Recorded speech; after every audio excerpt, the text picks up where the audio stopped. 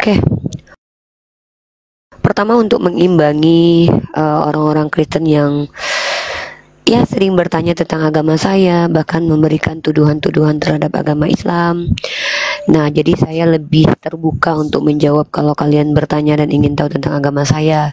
Dan yang kedua, saya sebagai seorang mahasiswi komunikasi penyiar Islam itu juga punya mata kuliah namanya Kristologi. Jadi membahas Kristologi itu hal yang diizinkan dalam dunia akademis karena itu masuk ke dalam ranah dialektika yang diizinkan oleh negara. Seperti itu, sebagai hak dan kewajiban. Iya, gitu. Tapi maksud saya sering dengar Mbak Iva bilang oten itu apa ya Mbak artinya? Oten itu orang Kristen atau oknum Kristen, tergantung siapa nanti. Kalau Anda baik biasanya jadi oknum. Kalau biasanya tuh lebih banyak yang nggak baik sih, yang menghujat, menista, merendahkan, serang pribadi. Tapi kalau baik berarti ya artinya ya. Ya. Tadi di awal-awal saya masuk ke live-nya Mbak Rifa. Di sana Mbak Iva ada bilang oten otaknya kotor, pikirannya serampangan. Iya. Oten yang di typing saya. Ya, otaknya itu kan kotor. Mbak Rifa ngomong oten, berarti seluruh orang Kristen dong otaknya kotor. Oten yang di typing. Oh, yang di typing. Rata-rata bahasanya kotor mulu. Makanya saya bingung, kok kalau oknum kok banyak gitu kan. Kalau oknum itu kan sedikit. Coba lah Mbak Irfa jelaskan sedikit tentang agama Mbak Iva, biar saya agak tahu Banyak aja sedikit. Bang. Jangankan sedikit Bang, banyak aja pun saya mau kalau Bang nanya. Tapi siap Coba mendengarkan. jelaskan agak banyak biar saya sedikit paham tentang ajaran agama Islam. Di sini saya bukan dijadikan pembantu ya Bang. Saya menjelaskan itu artinya saya mau berbagi dengan Anda. Oke? Oke. Bukan saya mengikuti mau Anda ya. Artinya saya di sini berbagi tentang agama saya karena saya mau, bukan karena saya diperintah, diperbudak. Itu ya, paham ya konteksnya. Jadi tidak ada istilahnya tuh kalian oten tuh mengatur kami, tapi kami yang rela berbagi gitu. Oke, di Islam itu sangat mudah untuk dipahami. Pertama, kita bahas konsep ketuhanan. Konsep ketuhanannya jelas. Tidak ada pertentangan antara mazhab satu dengan mazhab lain tentang konsep ketuhanan. Bahkan sesesat-sesatnya Syiah tidak ada masalah tentang konsep ketuhanan. Konsep kitab suci, kami punya kriteria kitab kami kenapa dikatakan suci. Saya bisa menjawab. Karena firman Tuhan tidak terdistorsi, tidak punya kontradiksi, tidak ada tiruan. Kemudian Nabi Muhammad sebagai Nabi yang benar. Tidak pernah satupun Nabi Muhammad terbukti pernah berdusta. Sebagaimana nabi-nabi di agama lain yang melakukan perbuatan-perbuatan tercela. Jadi kami berarti yang mana? Enggak, nanti pilih aja yang mana. Ini kan temanya saya akan sampaikan nih. Kalau Anda membahas tentang konsep ketuhanan, kami jelas konsep ketuhanannya diajarkan Nabi Muhammad. Kalau bicara tentang konsep kitab suci, kami jelas kenapa kami dikatakan suci, kami ada alasannya. Kalau kenapa agama Islam dikatakan agama yang memperbaiki peradaban, ada sejarahnya gitu loh, nilai-nilai hukum iman, nilai-nilai ajarannya gitu. Anda mau mempertanyakan yang mana silakan gitu, karena terlalu banyak cakupan agama Islam yang akan saya sampaikan. Kami aja mondok untuk tahu. Nah, nggak mungkin saya dalam durasi 3 menit menjelaskan semua kan. Jadi yang Anda ingin ketahui aja tanya. Jadi Mbak Iva bilang panutan agama Islam si Muhammad ya tidak pernah berdusta. Emang di agama lain panutannya ada yang berdusta? Ada, Paulus dan Yesus pernah berdusta. Coba Mbak Iva ada dalilnya nggak itu si ada Yesus, Roma Yesus berdusta? Oh, kalau Yesus Lukas pasal 24 ayat 46. Coba buka aja. Lukas pasal 24 nomor 46.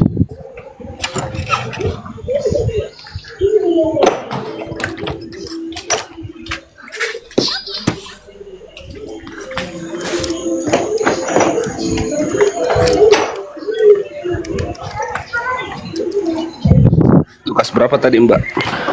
Pasal 24. Lukas pasal ayat 46.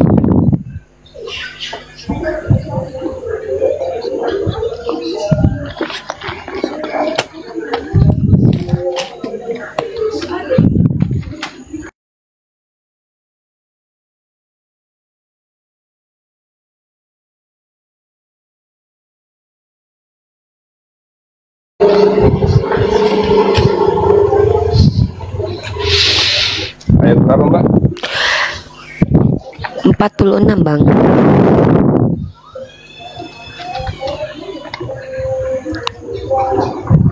Katanya kepada mereka ada tertulis demikian, Mesias harus menderita dan bangkit di antara orang mati pada hari yang ketiga. Di mana itu Salahnya di mana, tertulisnya? Iya, kan di situ Yesus bilang ada tertulis demikian. Tertulisnya apa? Mesias harus mati dan bangkit. Itu kan dia bicara tentang ada tertulis dalam kitab Perjanjian Lama atau kitab para nabi. Sudah dicari, 6 tahun saya mencari, tidak ada tertulis sama sekali di dalam kitab Taurat, tidak ada di dalam kitab Mazmur, tidak ada di mana-mana. Nah, itu kan berbohong namanya itu. Katanya ada tertulis tapi nggak ada. Terus di dalam kitab Yohanes pasal 10 nomor 34. Bukankah ada tertulis dalam Taurat kamu, aku telah berfirman, kamu adalah Allah? Ternyata ini tidak ada di dalam Taurat, adanya di Mazmur. Mazmur pasal 82 nomor 2. Kalau seandainya dibilangnya di Mazmur tapi di Taurat kan tuh bohong namanya. Begitu ya, Mbak. Ya, dibantah aja, Bang. Kalau saya salah kan diluruskan. Tidak bisa, Pak. Saya tidak bisa bantah karena saya awam juga. Saya tidak terlalu mendalami agama. Dan saya gimana ya? Gereja juga jarang. Saya tidak mendalami agama memang. Tapi saya tadi di awal-awal live-nya Mbak Rifa saya masuk. Di sana Mbak Rifa bilang ajaran agama Islam itu tidak mengajarkan untuk memusuhi agama Kristen. Ada kan Mbak tadi ngomong kayak gitu? Oh iya, dalam surah Al-Mumtahanah Allah berfirman, tidak terlarang kamu berbuat saya baik. Saya sering dengar di live-nya Mbak si Edis. Di sana ada ayat yang bertuliskan kalau bertemu dengan Nasrani dan Yahudi persempitlah jalan mereka. Apa itu tidak mengajarkan untuk membenci itu, Mbak? Enggak atau gimana lah. tuh? Gimana mengajarkan membenci? Orang yang disuruh persempit adalah orang-orang Yahudi dan Nasrani yang hidup di zaman Rasulullah, yang konteksnya selalu memusuhi Nabi kok. Udah bikin perjanjian, selalu mengingkari. Berarti kan itu sudah tidak dipakai sekarang, Mbak? Oh, dipakai. Kalau kalian ganggu kami wajib persempit kalian. Kan ada kafir zimmi sama kafir harbi. Lah kan di situ nggak ada ayatnya kalau mereka mengganggu kalian. Yaudah kamu liatin dalilnya. Coba tunjukin dalilnya. Saya nggak tahu Mbak kan? dalilnya. Saya cuma dengar. Kan kalau Anda bilang lah kan nggak ada. Itu namanya kan Anda sudah membaca. Kan hadis itu ada asbabul wurud namanya. Kalau di Bible ada konteks. Tahu kan konteks latar belakang? Kalau di hadis ada yang namanya asbabul wurud. Asal muasal kenapa hadis itu muncul. Rasulullah itu cenderung memusuhi. Ya mereka harus dipersempit. Kenapa? Karena mereka mengganggu. Kalian juga kalau ganggu kami wajib persempit. Walau kalian kalau menyerang kami wajib ada kami. Ada dalilnya di zaman. Ada kan sudah saya baca Rasul tadi. Dulu, Nasrani gini loh brother. Saya ini kan bicara pakai dalil dari tadi ini. Dalam surah Al-Mumtahanah ayat ke-8, tidak terlarang kalian berbuat baik kepada mereka yang tidak memerangi kalian. Baca surah Al-Mumtahanah ayat ke-8. Itu Al-Quran loh. Maka kami ini diizinkan berbuat baik kalau kalian tidak menyerang kami. Tapi kalau kalian yang memerangi kami, ya kami harus melawan kalian. Enak aja. Kalau ada orang jahat ke kami ditampar pipi kiri kasih kanan. Oke. Yang live begini kayaknya apa ya? Diberhentikan segera karena membahas keyakinan orang lain itu tidak bagus, Mbak. Suruh Edis berhenti dong. Anda nonton Edis nggak masalah ya?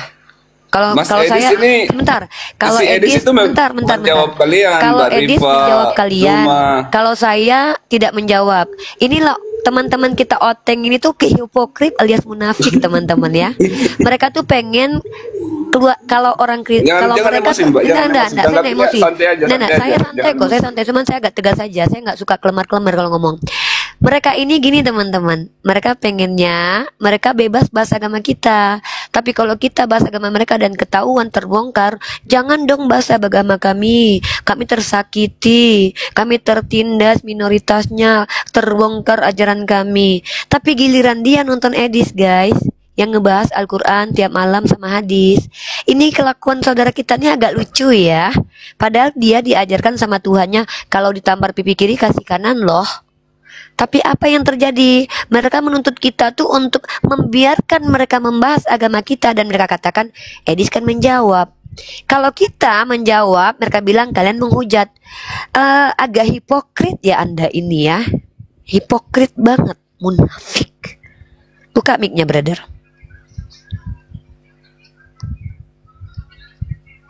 Buka mic-nya brother. Ya.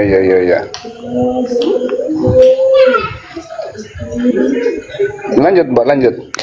Iya, jadi begitu teman-teman ya, saudaraku. Bersikaplah adil.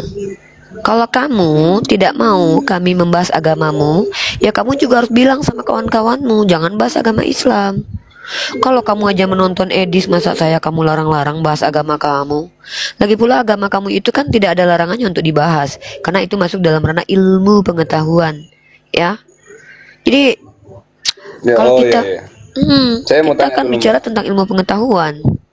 Selama Mbak ini sering belajar agama Kristen ya? Belajar Bible Oh iya juga? dong, saya belajar secara otodidak dan secara akademik karena saya punya mata Kalau kuliah menurut kristologi. Mbak ada yang benarnya tidak?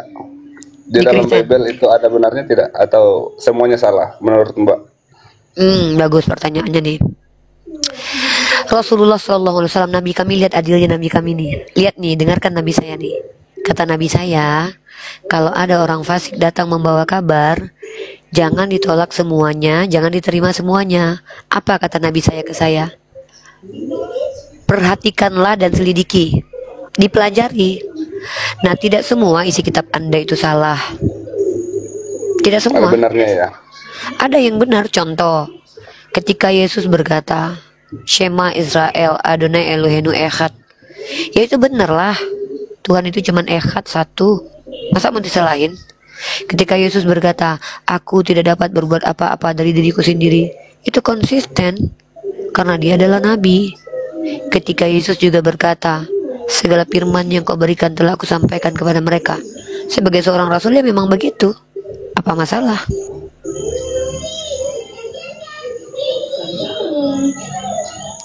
Udah Mbak. Yang tidak benar itu kalian, bukan kitabnya yang salah, kaliannya yang salah sama interpretasi tentang kitab itu. Dan yang salah itu adalah orang yang kemudian mengaku-ngaku diutus Tuhan lalu melanggar aturan Tuhan dan membantah ajaran Yesus, seperti yang dilakukan Paulus. Kata Yesus, jangan menyangka aku datang untuk membatalkan hukum Taurat, aku datang menggenapinya. Kata Paulus, dengan matinya Yesus telah batallah hukum Taurat. Itu kan bertentangan, brother.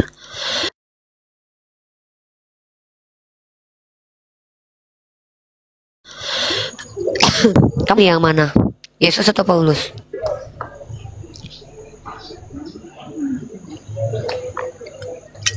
Efesus pasal 2 15 itu surat Paulus. Sementara Kata siapa? pernyataan, kok kata siapa? Ya surat Efesus itu kan surat Paulus ke Efesus, gimana sih? Gitu ya Mbak. Iya dong.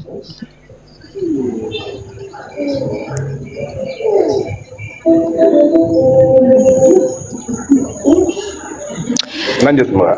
Silakan bertanya aja. Saya tuh kalau ngasih ilmu ke orang tuh yang dibutuhkan aja. Kamu yang bertanya, saya jelasin.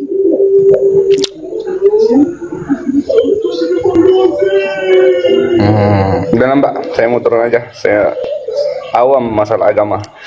Oke, mungkin gini aja deh. Saya kasih kamu kisi-kisi aja.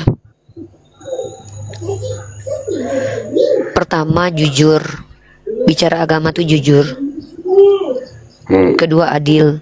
Menilai itu adil. Yes. Yang ketiga, tenang.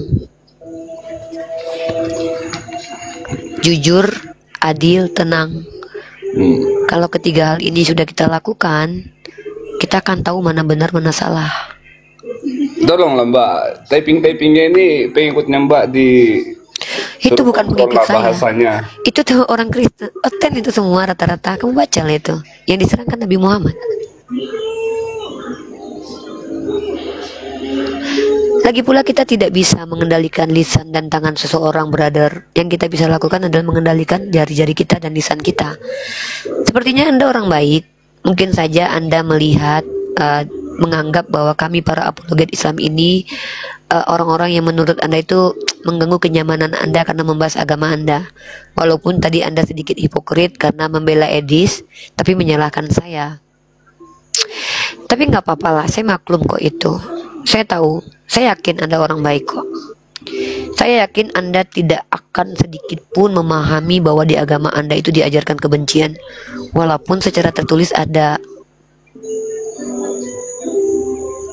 Ada ya Mbak, di mana tuh? Buka Lukas pasal 14. Nih. Nanti interpretasinya dari kalian kan, ya kalian punya penjelasan sendirilah, ya. Lukas, Saya kasih ayatnya aja.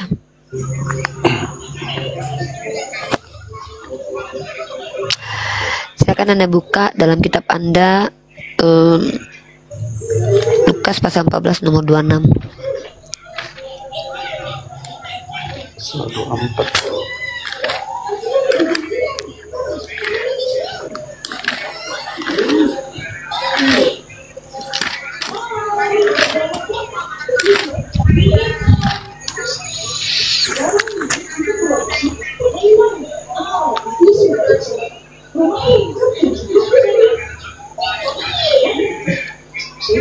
Bukankah Mesias harus menderita? Lukas 14 nomor 26, brother. 14 ya.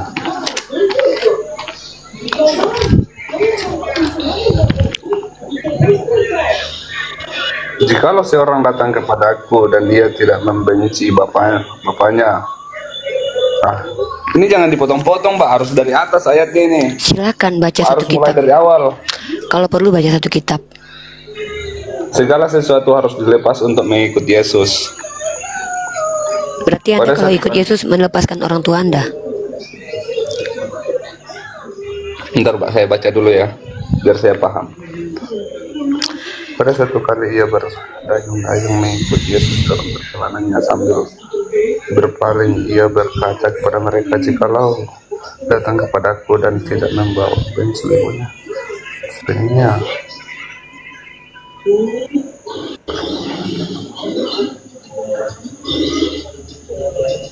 Nah ini perumpamaan Mbak, bukan perumpamaan. Perumpamaan apa? Perumpamaan tentang orang-orang yang berdalih. Siapa yang bilang itu perumpamaan? Nah iya, emang di sini perumpamaan. Iya, dari mana Anda tahu kalau itu perumpamaan?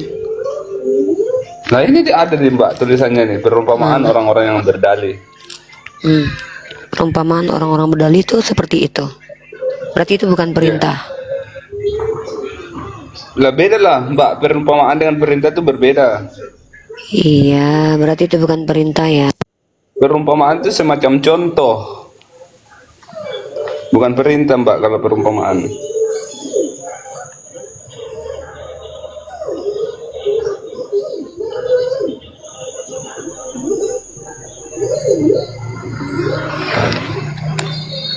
Lawak nenek. Lucu-lucu nih pengikutmu Mbak, typingnya di bawah ini. Kalau kamu baca lebih ngeri typingan kawan-kawanmu loh. Teman-teman perhatikan ya, saudara kita Bintang mengatakan itu perumpamaan ya. Ingat loh ya, kalau aku dan Bapak satu perumpamaan nggak? Apa Mbak? Kalau pernyataan Yesus bahwa aku dan Bapak satu, itu perumpamaan nggak? Lah kalau memang di situ tertulis perumpamaannya pasti perumpamaan. Kalau Jadi teman-teman, di Kristen ini ajaran yang paling banyak adalah ajaran perumpamaan teman-teman. Ya, kita harus maklum. Ada sekitar 30-an, Mbak. Sekitar 30, kalau tidak salah saya sekitar 30 lebih itu Coba perumpamaan baca tentang- dari awal Lukas 14 itu. Kita mau lihat.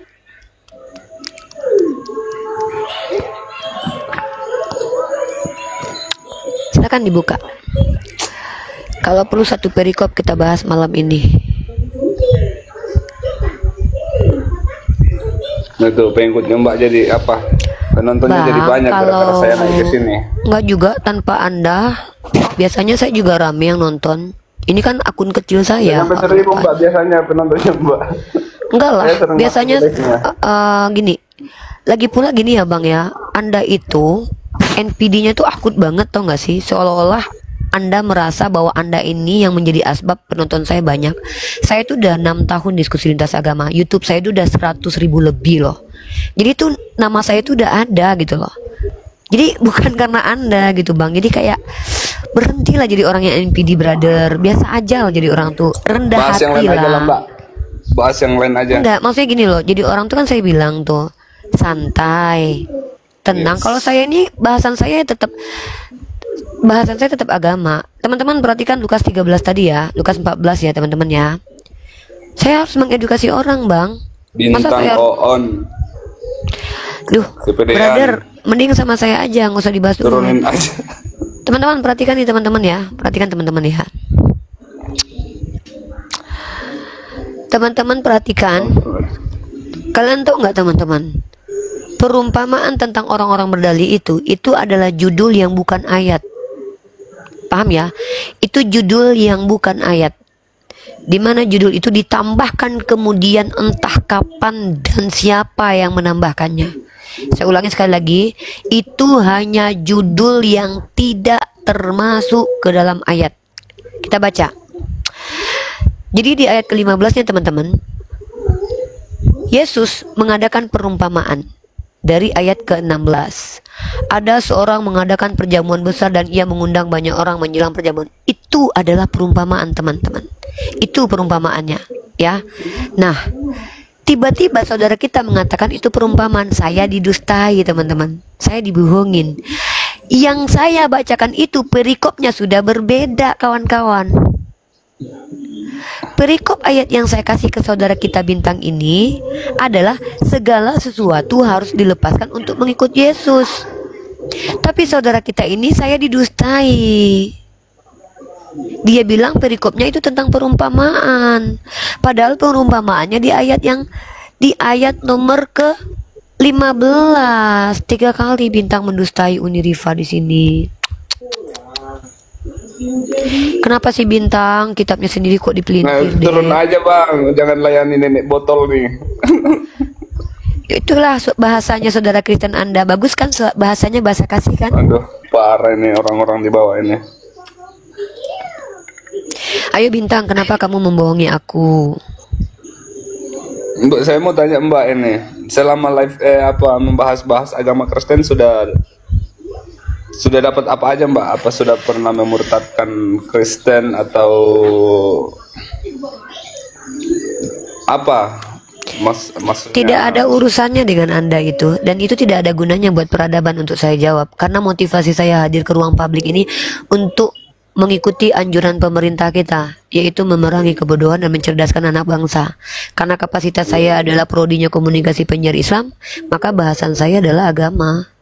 Nggak ada kaitannya dengan saya dapat apakah, saya bagaimanakah, itu nggak ada gunanya mau saya Udah jawab. Mbak, oke. Mbak, saya mau turun. Mbak itu bukan level saya awam. Saya mau turun aja. Oke, Makasih terima Mbak, kasih. makasih. Iya. Dadah bintang, sehat-sehat bintang. Dadah Mbak Rifa. Buat teman-teman Kristen turun, jangan di sini, serius. Aku nggak anjurkan kalian di sini. Karena Komal ini mengguncang iman. Room Uniriva ini room yang akan mengguncang iman kalian. Jadi kalian jangan ada di sini, nanti kalian nangis. Kalian akan tersakiti nanti setelah saya bongkar nanti apa yang ada di kitab kalian ya. Soalnya kalian kayak bintang tuh. Giliran Edis bahas agama kami, katanya Edis menjawab. Giliran saya membahas agama kalian, katanya saya menghujat. Aduh, jangan gitu dong sayang. Ya nggak bagus banget sifatnya ya. nggak enak di kamu, nggak enak di kita, ya. Yang kedua, jangan mempelintir kitab suci kalian depan aku menghargai kitab kalian. Katakan benar itu, kalau itu benar, jujur aja. Kalau memang tertulis begitu jangan dirubah-rubah ya, gitu ya. Aduh, aku tuh tadi lagi nggak mau debat, tiba-tiba kalian naik ke sini. Tolong orang Kristen, teman-teman Oteng, jangan ke sini lah, please. Soalnya aku nggak tega sama Edis, capek-capek live dengan penonton hampir 30k tapi nggak ada yang murtad. Kasihan aku cuma 1000 aja terguncang kalian semua. Aku yang nonton cuma 200 orang aja kalian terguncang. Nggak usah lah, kalian bubar lah sana. Iya bener kata orang-orang, udah kalian bubar aja, karena di sini roomnya menakutkan. Room ini akan membuat kalian terguncang. Nah, jadi cara membuktikan seorang nabi itu benar atau tidak, kita lihat kelakuannya. Kalau dia pernah berdusta, maka itu bukan nabi yang benar, guys. Kalau dia melegalkan dusta, ya bahkan dia sendiri berdusta, ya melegalkan dusta tanpa alasan, itu namanya nabi palsu. Ulangan 18:20, bicara sendiri tanpa firman Tuhan. Halo Yerma. Halo Yerma. Halo Ya, kakak. Yerma muslim non muslim? Kristen kakak. Kalau bisa buka cam kayak si Bintang tadi dong Yerma. Belum bisa kakak. Udah bisa nih, aduk udah undang nih. Kalian suka banget berbohong ah. Iya loh kak, belum bisa. Ini bisa Bintang. Yerma nih, aku undang kamu buka cam. Jangan gitu, masa berbohong.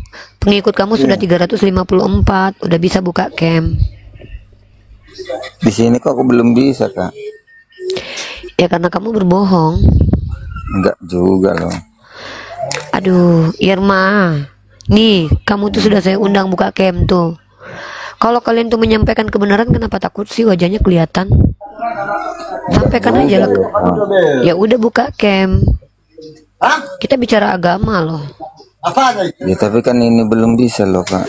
Ini sudah bisa Irma. Aduh, udah turun ya. Seneng banget. Saya tuh lagi ngebutuh teman-teman Oteng. Saya kalau butuh kalian, saya mending telepon Bapak Budi Asali, saya telepon pendeta kalian. Saya tuh nggak butuh kalian, serius. Saya butuh itu untuk menjelaskan, menyampaikan. Makanya kalian oteng-oteng jangan di sini. Ini room yang menakutkan buat kalian. Nanti kalian terguncang. Aku jujur orangnya, aku nggak bisa bohong. Tentang ajaran nggak boleh berdusta, guys. Kami itu cuma boleh 3 hal berdusta: ketika nyawa kami terancam, memperbaiki hubungan keluarga, dan ketika ada saudara kami yang dapat musibah, kami harus menyelamatkannya dengan boleh berbohong. Di kalian apa-apa dusta mulu ya. Masuk koma udah bohong. Nggak boleh gitu. Katanya punya pneuma. Hah? Masa memperlihatkan wajahnya saja kayak ketar-ketir gitu sama saya? Masa sama nenek-nenek yang cantik kayak saya aja takut? Saya lagi santai loh dari tadi loh. Saya kalau mau diskusi lintas agama, saya masuk ke komalnya Greg, ke komalnya Kata Bible, ke komalnya Yonatan Nander. Lah kalian malah kesini. Kalian pengen banget gitu dikulitin, agamanya dibongkar gitu. Ya kalian yang pengen tahu. Giliran dikasih tahu malah nangis. Kalian tuh mau ngajarin kami cara berbohong yang baik ya? Nggak usah. Nah, jadi cara kita membuktikan agama kita itu baik dan benar dengan cara menunjukkan kejelasan kitab suci kita. Dengan membuktikan bahwa yang menyampaikan informasi tentang kitab suci kita itu orang yang amanah, orang yang jujur, bukan pendusto. Bukan pendusto.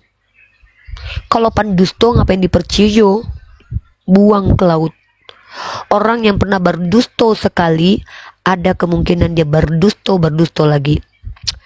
Kitab dongeng, ya benar, kitab dongeng ya. Jadi ada kitab dongeng yang namanya adalah Bible. Ya, ini aku tunjukkan sama kalian kitab dongeng itu yang mana. Maaf ya, aku kembali lagi untuk mengajarkan kalian. menginjili kalian kembali. Sorry ya, aku harus jujur. Nih, kitab dongeng tuh di mana? Ini nih ajaran dongeng. Nih, baca. 1 Korintus pasal 10 nomor 4. Israel sebagai suatu peringatan dan mereka semua minum minuman dari batu karang. Baca di bawah ini tafsiran ND-nya. Nih. Sudah siap? Ini dia. Menurut suatu dongeng orang Yahudi, batu pemancar air minum itu mengikuti kaum Israel. Apa ini?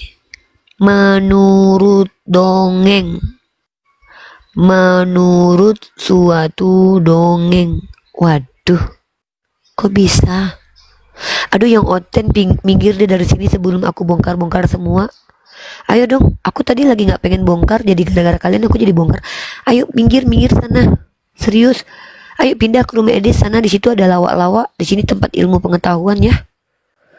Ingat nih, menurut suatu dongeng. Waduh, astagfirullahaladzim, dongeng guys. Dan kalian tahu nggak, di kitabnya orang Kristen ini juga ada perkataan-perkataan para penyembah pagan Yunani. Aduh, ngeri guys, ngeri sekali kita. Ini dia. Paulus itu bukan hanya mengajarkan dongeng nih. Sebab di dalam dia kita hidup, kita bergerak, kita ada. Seperti yang telah juga dikatakan oleh pujangga-pujanggamu. Ya. Dan kalian tahu ini perkataan siapa? Perkataan Epimenides. Ya, siapa Epimenides? Seorang peramal paganisme. Ya. Halo, Nata di Koko. Ya Allah. Ya Allah. Ya Allah.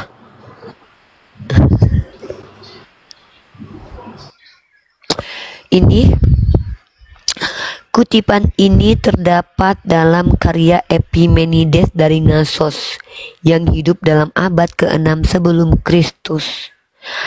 Tuh, ada dongeng, ada perkataan penyembah pagan. Ayo loh. Alkitab is superbook. Super gimana? Super apa? Super dongeng. Ayolah, kalian tuh jujur aja. Masa udah dikasih data masih juga menyangkal? Ah, malas Roni ah. Orang oten jangan naik ke atas lah, nanti babak belur depan saya. Nanti malu-maluin. Bang Milo, apa kabar? Abang Milo, assalamualaikum. Apa kabar Abang Milo? Lama tak nampak.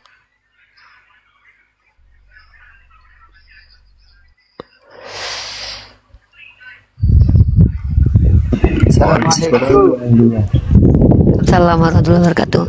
Apa kabar Bang Milo? Sehat, alhamdulillah. Yang penting sehat tu lah. Yang lain-lain tu tak apalah. Aku nak berbicara ni Pak. Siapa ni? Aku dari Indonesia. Ada yang kata tapi jangan tersinggung ya. Aku ini dengar dari orang-orang juga. Kata dia mbaknya ini Kristen cuma nyamar. Katanya cuma nyamar. Masa bodoh, biarin. Mau dibilang orang Kristen nyamar kek, emang penting buat gue. Tak apalah. Aku tak percaya sama mereka tuh. Saya nggak peduli. Kalau urusan pribadi saya nggak peduli, tapi urusan agama saya peduli. By the way, sangat noise sekali awak. Nah, saya tak peduli kalau urusan pribadi. Di sini bahas ajaran, brother. Ya, kita membahas antara Al-Quran, hadis, dan Biblos. Oke? Paham? Paham. Tapi mbaknya nggak marah digituin. Anda dengar nggak saya ngomong barusan apa? Saya tidak, arti tidak peduli, ngerti maksudnya? Oh iya. Jadi nggak direspon ya. Apapun yang mereka katakan itu kita nggak peduli ya. Saya nggak perlu ngulangin kembali ya. Oke, Teman-teman, ada lagi yang mau disampaikan, brother? Oke, thank you ya. Tidak ada yang nak disampaikan lagi. Makasih. Ini ya Bang Milo. Jadi kawan-kawan kita Oten nih, mereka tuh kadang-kadang, saya tadi tuh tak ndak bahas agama mereka. Saya lagi baca tafsir Imam Al-Qurtubi. Tapi memang mereka tuh memang pengen dibahas agamanya. Mereka yang naik, mereka yang mancing supaya kita bahas agama mereka. Habis itu selepas kita kasih dalil, data, mikir orang macam tertindas, tersakiti, terjolimi. Macam mana tuh menurut Bang Milo tuh? Orang membeli kita menjual. Orang menjual kita beli. Korang jual kita beli. Nah, jadi mereka itu, tadi saudara kita yang bernama Bintang tadi, itu bilang, kenapa Anda bahas-bahas agama saya? Apa masalah? Ya katanya kan, ini kan tak bagus. Saya tanya, Edis macam mana? Oh, Edis itu menjawab. Jadi mikir orang tuh hipokrit betul. Maksudnya tuh kayak mereka tuh pengennya mereka yang bebas bahas agama kita dan kita tak boleh. Pokoknya dunia ni dia punya. Nah, macam itulah NPD tu. Dia boleh NPD buat. sangat lah. Dia boleh buat apa yang mikir orang nak, dan kita tak boleh. Kita ni umat mayoritas di Indonesia ni harus baik-baik menurut perspektif mereka. Tapi tidak boleh membalas apa yang mereka lakukan. Padahal mereka yang diajarkan apabila tanpa pipi kiri kasih kanan. Padahal itu ajaran mereka. Macam tu. Itu yang terjadi Bang Milo. Jadi apa hal baru yang Bang Milo dapatkan nih? Saya kemarin baru belajar ini ya Bang Milo. Teori relativitas sama dilaktasi waktu. Relativity. Albert Einstein. Sama satu lagi tuh saya kemarin sedang membahas tentang sejarah peradaban Nabi Muhammad SAW dengan kehadiran Yesus. Nabi Muhammad ketika beliau itu nak lahir, waktu beliau mau lahir, itu kan tahun 536 itu kan iklim sangat buruk. Dunia sedang tak bagus-bagus, tak baik-baik aja waktu itu. Ketika Nabi Muhammad lahir, itu dunia baik kemudian. Kalau Yesus Christ lahir, sampai detik ini kampung halaman ini tak baik. Inilah. Karena gini ya Bang Milo, mereka itu suka membangga-banggakan, suka memamer-mamerkan. Tuhan saya hebat, mati dan bangkit. Nah, saya bingung dengan mereka. Mereka membanggakan Tuhan mereka yang mati dan bangkit. Padahal itu bukan pencapaian, itu bukan kebergunaan. Kita nih kalau kita mau membanggakan seseorang, misalnya saya nak membanggakan Abang Milo nih, pasti saya bilang gini, apa yang paling hebat ya Bang Milo? Pencapaian. Misal, Bang Milo sudah punya perusahaan, ada 100 biji perusahaan. Atau, Bang Milo bisa saya banggakan karena memang bermanfaat buat peradaban. Nah, saya tanya dengan orang Kristen nih, apa guna Yesus buat peradaban? Tak ada jawabannya. Ada jawaban kerana dia mati. Itulah kata dia orang. Suara apa nih Bang Milo? Ada dengar suara? Apa kamu urus-urus agama Kristen Uni? Ya nggak apa-apa lah. Emang kenapa? Jijik, malu, takut saya bahas Kristen? Nggak takut, kan kita punya kepercayaan masing-masing Uni. Ya nggak apa-apa lah. Kan saya berhak membahas apa-apa yang konteksnya adalah ilmu pengetahuan. Tetapi kan itu lebih ke ininya sensitif Uni, nanti kan jatuhnya menghujat kebencian Uni. Ya buktikan saja kalau saya mengajarkan kebencian di sini, nggak usah playing victim, nggak usah sok-sok baik depan saya. Kalian lebih kurang ajar. Kurang ajarnya di mana Uni? Coba. Ya kalian perhatikan aja lah komal-komal Kristen. Coba yang paling banyak ketangkap polisi menghujat siapa? Padahal kalian minoritas loh. Gracia Pelo menambah-nambahkan hadis, Yusuf Manupulu membohongi publik dengan menampilkan murtadin. Karena kami minoritas. Sebentar dulu. Makanya lucunya kalian minoritas, tapi yang paling banyak menghujat di antara kalian, di antara kita kalian. Diam dulu. Nah, M Kucluk berbohong, ya. Kemudian si Anabata menghujat. Kemudian Sopi Katul memijak Al-Quran lari ke luar negeri. Edwin Kayapas kabur ke luar negeri. Taipudin Ibrahim kabur ke luar negeri. Paul Jang kabur ke luar negeri. Kalian sedikit, tapi paling penghujat kalian yang terbanyak. Maka kalian harus bertanya kepada kalian, agama kalian ini ngajarin nggak sih yang baik? Kenapa kalian minoritas tapi paling penghujat di Indonesia ini paling banyak agama kalian? Itu kan bentuk manifestasi Uni dari orang-orang Islam duluan sebenarnya membahas-bahas Kristen kan Uni. Oke, siapa yang paling pertama membahas agama kalian? Coba jawab, namanya sebutkan. Coba sebutkan nama orang Islam yang pertama sekali membahas Kristen. Siapa namanya? Dari Zakir Naik tuh nih. Oke, tahun berapa itu? Pokoknya yang pasti datang ke Indonesia Uni. Nah, ya, kamu tahu tidak, Johannes Damaskus adalah patriark gereja di abad ke-7 yang lebih dulu menjelek-jelekan Islam. Kamu tahu tidak, para orientalis yang menyamar-nyamar mengaku sebagai Islam, Johann Louis Burckhardt, Snok Horgonye. Jangan kau bahas Zakir Naik. Zakir Naik itu ada karena aksi kalian yang mencoba untuk mengkristenkan orang-orang yang sudah beragama. Nggak usah bohong. Mata kami ini kita udah bisa melihat apa yang terjadi. Di sekolah-sekolah STT, kalian belajar Islamologi itu untuk apa? Ada di pesantren kami belajar Kristologi. Nggak usah berdusta depan kami. Mentang-mentang kalian boleh berdusta dalam segala hal. Wah, kan Johannes Damaskus itu membahas agama Islam di abad ke-7. Tidak lama setelah Nabi Muhammad wafat. Nggak usah berbohong. Yang ada itu orientalis. Ada orang Islam yang sengaja mempelajari Bible sebelum kami para apologet. Nggak ada. Kecuali Syekh Ahmad Dedat gara-gara banyak misionaris yang datang ke Afrika. Bahkan orang-orang yang melakukan genosida di Afrika itu adalah Kristen agamanya, brother. Yang menjajah negara Indonesia ini siapa? Agamanya apa? Golden Gospel dan Glory. Kristen. Yang menggenosida orang-orang suku Aborigin, suku Inka, orang-orang Indian, itu agama Islam apa? Nggak usah kalian itu ajak-ajak saya bahas itu, blunder kalian. Ya, tapi janganlah bahas-bahas Tuhan kami Uni. Kami bangga. Kenapa? Sangat malu dibahas. Takut ketahuan. Tidak takut Uni. Saya minta kamu Undang-Undang Dasar 1945 atau Undang-Undang tahun kapanpun atau keputusan para menteri atau keputusan para anggota dewan yang membuat sebuah keputusan tidak boleh membahas agama di ruang publik. Berikan ke saya berhenti. Nah, saya tidak melarang. Maksudnya begini Uni, saya cuma bilang kan kita punya kepercayaan dan iman masing-masing. Saya mengikuti hak demokrasi. Kamu bukan siapa-siapa saya sehingga berhak mengatur hidup saya.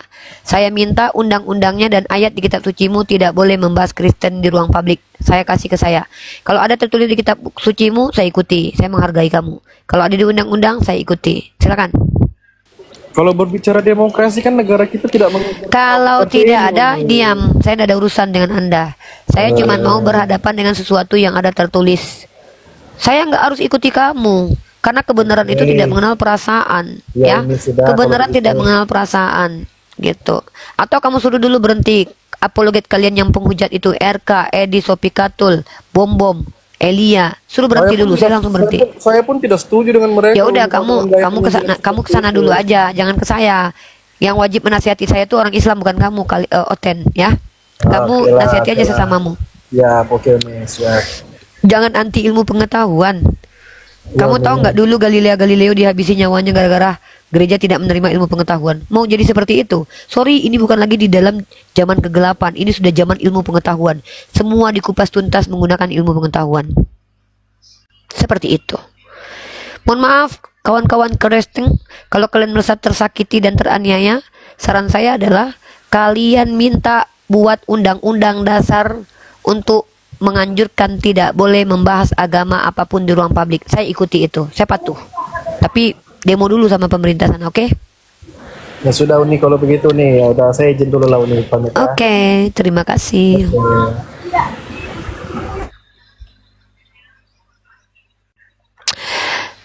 Kalian umat yang diizinkan bertanya tentang agama kami. Iya kan Bang Milo? Tak terjawab dia. Terjawab.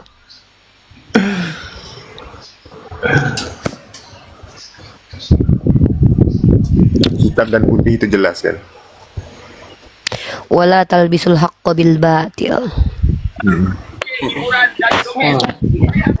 Halo anak rantau. Yo, halo, selamat malam. Malam, agamanya apa brother? Kristen. Oke, ada pertanyaan tentang Islam? Coba Uni urus agama sendiri baik kan, anjing. Kalau saya nggak mau gimana? Ya kalau nggak mau ya jangan bahas lah. Ya saya nggak mau. Jangan bahas tuh. Lah suka-suka saya lah. Kok kamu yang ngatur? Kamu donatur. Bukan Lapor ngatur. polisi lah. Lapor polisi aja. Lapor polisi aja ya. Kamu Ini ada Bapak. lapor Mau polisi jadi bapak aja. angkat, mau jadi bapak Iya. angkat ini ya. Mau jadi bapak angkat aku, kirim uang lah. Kalau mau ngatur-ngatur aku kirim uang lah. Ngirim uang enggak mau ngatur-ngatur. Kalian ketar-ketir banget lihat gue. Kalau mau ngatur hidup aku ya kontribusi lah, nafkahi lah gitu kan. Ini nafkahi enggak mau ngatur-ngatur. Ya Opit mau ngapain? Opit naik ke sini Opit. Mau Ya. ngedabrus apa lagi? Ini dari buku ini nih kak dari Cambridge University yang ditulis. Ini ya tentang God's Caliph, religious authority in the first centuries of Islam. Ya, God's Caliph ini penerbit Cambridge yang tadi aku juga ada kasih tunjuk ISBN-nya. Dibilang gini kakak. Iya, apa? Kamu tuh mau bertanya atau mau menjelaskan? Di sini tuh tempat Oten bertanya, bukan Oten yang tidak ada ilmu untuk menjelaskan. Kalau kamu berilmu boleh kamu menjelaskan. Kamu ngejelasin apa?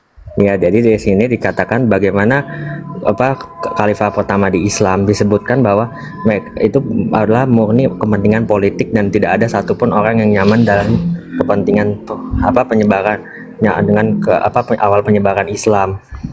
Jadi kalau Ya kakak iyalah, nggak mungkin lah kalian Oten senang dengan penyebaran Islam. Ada aja kau. Masa ada Oten yang senang dengan penyebaran Islam? Seluruh orang yang tidak benar tidak akan senang dengan penyebaran Islam. Masalahnya apa, Opit? Kau termasuk orang yang tidak senang dengan penyebaran Islam. Nenek moyang kau pun enggak. Sama, kau pikir ketika Kristen membawa Golden Gospel Glory dengan penjajahan tuh orang senang gitu? Ya tunjukkan apa datanya masalah? Uni. Tunjukkan Apa? datanya. Karena Loh, memangnya kau senang ketika negara kita dijajah dengan membawa gospel? Kok minta data? setahu saya dari NU tuh yang bilang itu NU tuh Yang saya tanya tuh gini, penulis NU Iya. siapa? Penulis NU siapa? Sumbernya dari mana? dari Islam lah pasti. Kok dari Islam? Yang mengatakan bahwa Golden Gospel Glory itu harus dibawa ke Indonesia tuh orang Islam.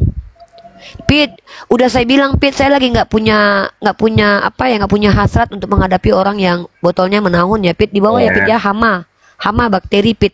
Bener juga kata Bang Ali dulu.